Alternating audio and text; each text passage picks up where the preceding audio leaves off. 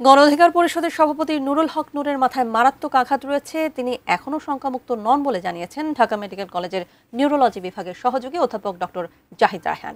Dhaka medical college হাসপাতালে আছেন সহকর্মী সাব্বির আহমেদ, সরাসরি যুক্ত হচ্ছে তার সঙ্গে। সাব্বির, নুরুল হক নূর মাথায় আঘাত পেয়েছেন, তার নাকের হাড় ভেঙে গেছে আমরা যতদূর জেনেছি। তার চিকিৎসায় উচ্চ পর্যায়ের মেডিকেল বোর্ড গঠন করেছে ঢাকা মেডিকেল কলেজ হাসপাতাল। সর্বশেষ শারীরিক অবস্থাটা কি সেটা আসলে জানতে চাবো আপনার কাছে। তার নাম সম্রাট, তার উপরে হামলা চালানো হয়েছে।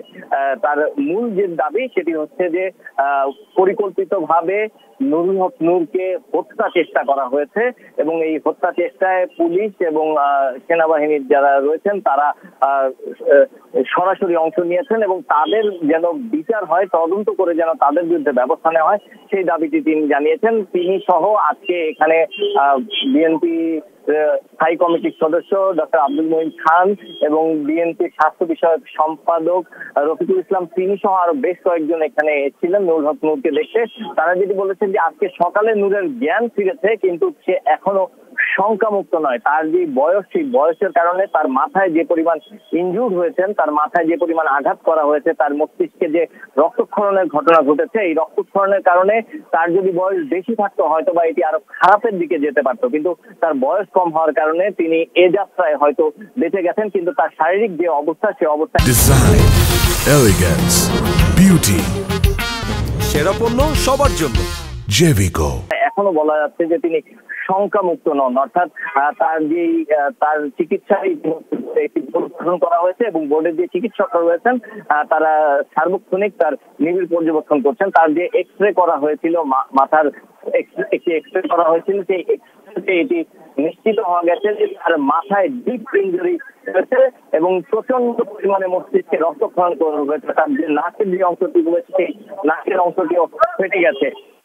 মুখে এবং মাথায় তাকে আঘাত করা হয়েছে এবং ডক্টর আব্দুল মঈন খান তিনি এখানে এসে তিনি যেটি বলেছেন যে স্বৈরাচার বিরোধী যে আন্দোলন এবং স্বৈরাচার পালিয়ে যাওয়ার যে আন্দোলন, গণতান্ত্রিক যে আন্দোলন, সেই আন্দোলনে বিএনপি দীর্ঘদিন যাবত এই আন্দোলন করে আসছে এবং এই আন্দোলনে নেতৃত্ব স্থানীয় অবস্থায় ছিলেন নুরুল হক নূর। তিনি সবসময় স্বৈরাচার পতন থেকে শুরু করে যে কোনো যৌক্তিক আন্দোলনে অগ্রণী ভূমিকা পালন করেছিলেন এবং তার উপরে যে হামলা, এই বর্বরোচিত হামলা, তারা তীব্র নিন্দা জানিয়েছেন এবং এই হামলায় যে বা যারা দোষী রয়েছেন তাদের ব্যাপারে যেন প্রয়োজনীয় ব্যবস্থা নেওয়া হয় সেই আহ্বান তারা জানিয়েছেন। পাশাপাশি তারা বলেছেন যে বিএনপি এমন একটি ব্যবস্থা করতে চায় যেন ভবিষ্যতে আর এই ধরনের ঘটনার পুনরাবৃত্তি না ঘটে।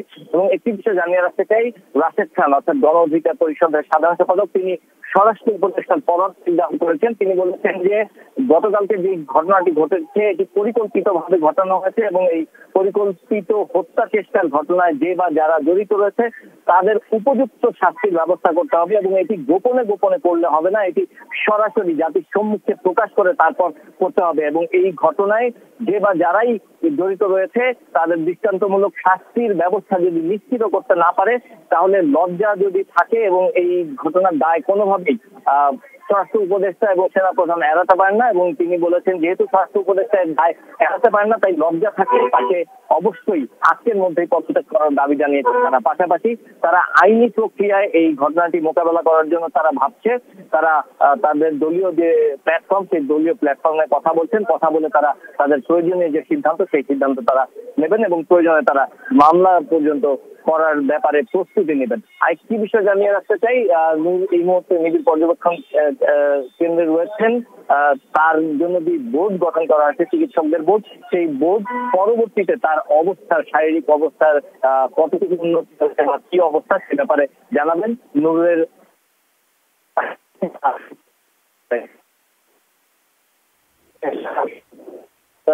নুরুল হক নূর গণ অধিকার পরিষদের সভাপতি এবং ডাকসুর সাবেক ভিপি, তার যে শারীরিক অবস্থা, গতকাল তার উপর যে হামলা চালানো হয়েছিল সেই হামলার ঘটনায় তার বর্তমান শারীরিক অবস্থা সবশেষ।